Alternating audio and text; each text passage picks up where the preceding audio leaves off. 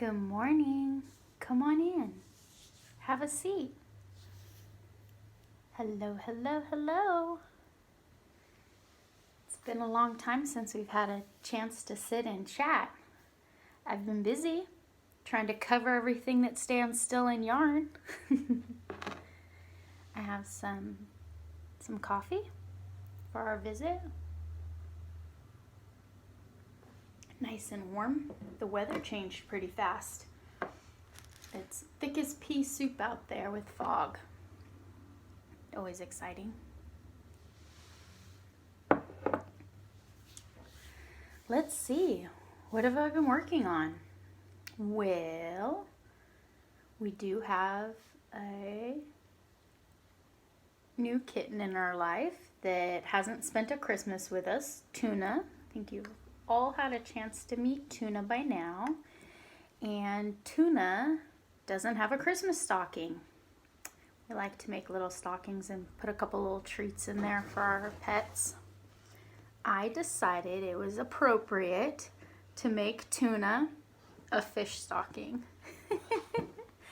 I found this pattern on YouTube. It was for a fish purse. Then I just kind of stitched his name on there. Oh, backward, T-U-N-A. Sewed on a little button for his eye. Yeah, I think that'll work. I think I can find a little sweet surprise. Not very many crocodile stitches or scale stitches. It was just the 4 rows. It opens up pretty large inside. I think you'll like it. So we'll get ready to set up Christmas soon. And I've been working on a Christmas tree doily, also found on YouTube. I'll add the link below. It's a lot like the Halloween one I was working on.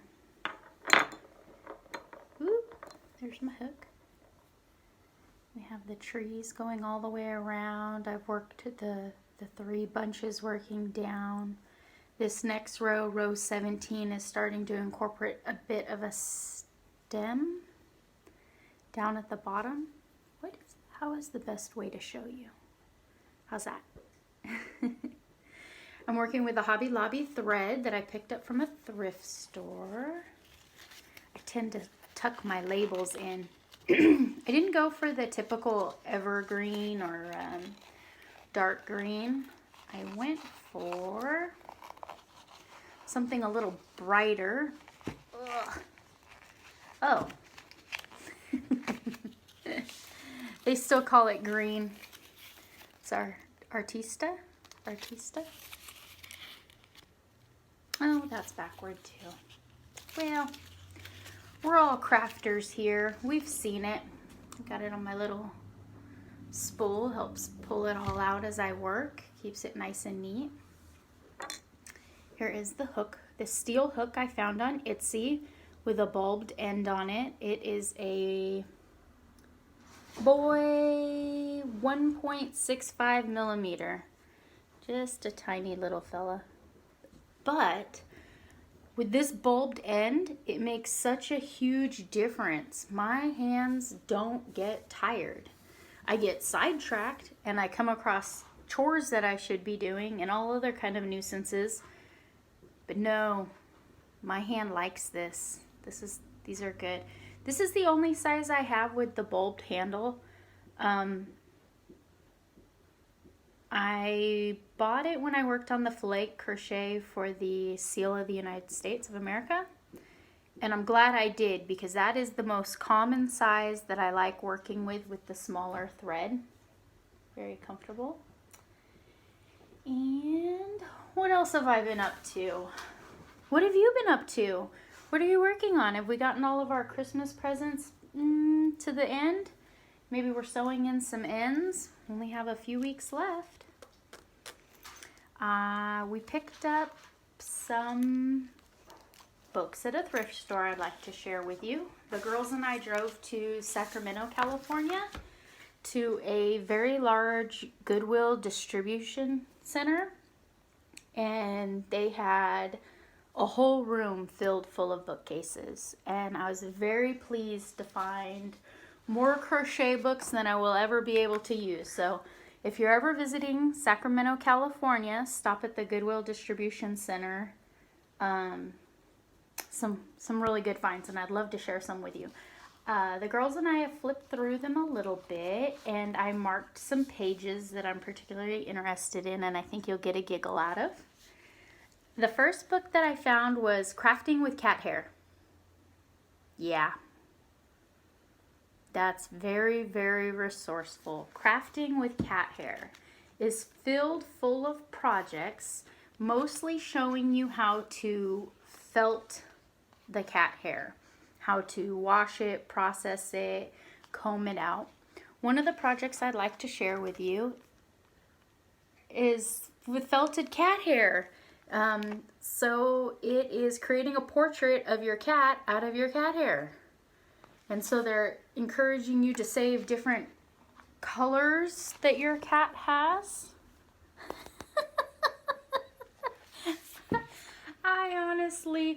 I'm not sure if I'll actually get to making one. I have to read the book. It's a good theory. I want to read that book. I noticed that this book was written and it was published. Oh, let's look. It was published in 2009. So pre-pandemic, people were still being resourceful, looking for crafts, finding ways to keep their minds and their hands busy. I love that. This next book I have is Crochet with Style. It was written, published in 2000, which my kids always tease me that, hey, Mom, we know you were born in the 1900s. We were wondering... 1981, guys. 81. Take it easy. Some basic, traditionally structured sweaters. This is an awesome book. Just taking these concepts and the sizing and the weight of the yarn suggestion and just working with those. Made out of cotton, this one would be great for the summertime. Just, you know, to cover your arms lightly. Or this book had a lot of patterns in it that timeless patterns. Really been getting into more garments lately. Pockets. Use the concept of the pockets if you're not interested in how textured the stitch is or combine different stitches. Really solid book. I'm glad I was able to find that one. The next book, let me move these along. The next book is very interactive. Edward's Crochet Imaginarium. Flip through the pages and make over 1 million mix and match monsters. Yes, I need monsters. So you open the book up, and there's 3 sections, 3 individual pull tab sections where you can thumb through them, mix and match. I'm just gonna randomly create us a little guy here. So you do your legs, you do your middle, and then the head. Oh, that looks too much like a bunny and not a monster. Let's see. What else can I find? Oh yeah, that's a good looking monster. All different combinations. After this section, they have a section of creating a standard form for the body bits to put on the arms and the legs, and they talk about the different size yarns and how it creates a different sizing of your monsters, and there's tons of tail options, excellent pictures, clear to read written patterns, no diagrams, but the written instructions, I've read through a few of them. I'm excited to get started. There's also a section where it asks you to have a child look through the book and then draw their monster so you can get an idea of how to personalize the colors. I'm excited to dive into this book. That's a good one too. And then we have 2 books left. I found a book written in 2007. Kooky Crochet, 30 remarkably wacky projects. Yes, light-hearted, fun crochet. Fortune cookies. Those would be adorable for Valentine's Day to leave some little sweet notes to one another. To put them on your table and just have them when you need a pick-me-up or a positive thought. This is an idea that I've been interested in for a long time, crocheting on rocks. In our community, there's quite a few people that participate in a leave one, take one, or you found it kind of idea where someone will paint a rock and they'll set it somewhere and they encourage you to take it and leave it somewhere else, or to create more paintings of your own and leave them around the community and public places for people to enjoy. Brings a smile to someone's face when they find a little treasure. I think it would be pretty fun to incorporate some freestyle crocheted rocks out there. We get a lot of people walking their dogs past our house, and we live across the street from a park. I think that would be fun. Want to do some of those. Add that to my to-do list. So it talks about general construction ideas, and then it does give some specific patterns, just in case. There's tons of fun pictures in here. Pictures and patterns. So this one's called Eve's Fig Leaf Halter Top, which I don't know if I would wear it with the fig leaves, but as far as the halter top design, let me see if I could show it without showing a pattern. It's an adorable halter top. I don't want to show the design to the pattern because it is in a book. I'm not sure about the rules and regulations on that. Very nice halter top. I think Nola would enjoy that. I should make it for her. There's just a lot of really fun ideas. It's an exciting book. Maybe if the girls are interested in trying to sit with me and crochet a little bit more, they might find something in there to encourage them. And then the last pattern book, Funtastic Crochet Sweaters, 8 Designs by Ginny Alvord-Clark.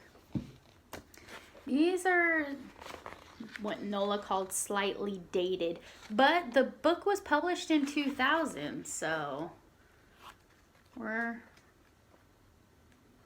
still modern.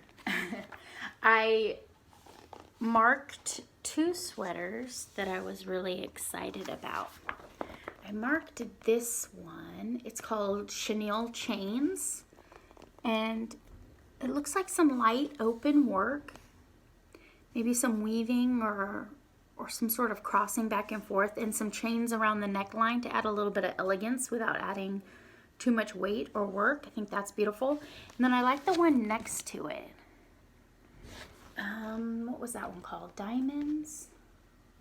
It was called...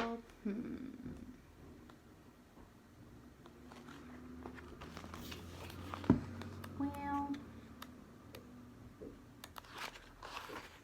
Let's go to the front. What were the 2 I was excited about? Chenille Chains and Diamonds Galore. I like both of those patterns. And I have yarn all ready to make them, so I do not need to go purchase any more yarn. I could very easily call these a stash buster. So I want to work on those. Oh, I got so much to do. I love it. I love it. I love it. I like the process. I like having the yarn and finding a complementary pattern, or sometimes it works the other way around. Sometimes I stumble across a pattern and I just, in my mind's eye, I know I got some yarn. I know what yarn that's supposed to be meant to be made out of. I'm excited. Christmas is almost here. People are actually thinking about keeping warm in sweaters, and people are thinking about scarves, and family and friends have been tagging me on Facebook with the fun new patterns, the fun new accessories for the season. I've seen quite a few people have tagged me in the long color blocked scarves where you roll the scarf up and it looks like different items. One was a dark brown acrylic, and she rolled up the dark brown and it faded into a blue, and it had a little loop on the end of the scarf. And when you roll it up and you tuck it inside the blue, it makes a little mug of hot cocoa. And I was tagged in one where you roll it up and it just looks like random color blocks, but when you roll it up and look at the end of it, it's a roll of sushi. It's so much fun. I think I enjoy it when people think of me, of when somebody sees something crochet or knit and they tag me in it or send it to me or share it with me or tell me about it. It's exciting that they think of me and something that I'm interested in, and then we can connect on that level. Yeah. So I'm planning on just sitting here today and working on my tree doily. I was thinking might want to put it right here on the table, or maybe the entryway table. It might get moved around through the years. Eventually I think I'll have doilies for each season that I can lay out and enjoy. It'll have like a white border that goes around that pulls these ends after it's blocked. Well, thank you for coming today. Missed you. Missed chatting crochet. Hope you're all doing well, keeping warm, and you're surrounded by the best color yarns and threads you have. And I hope to hear from you soon. Bye. Take care.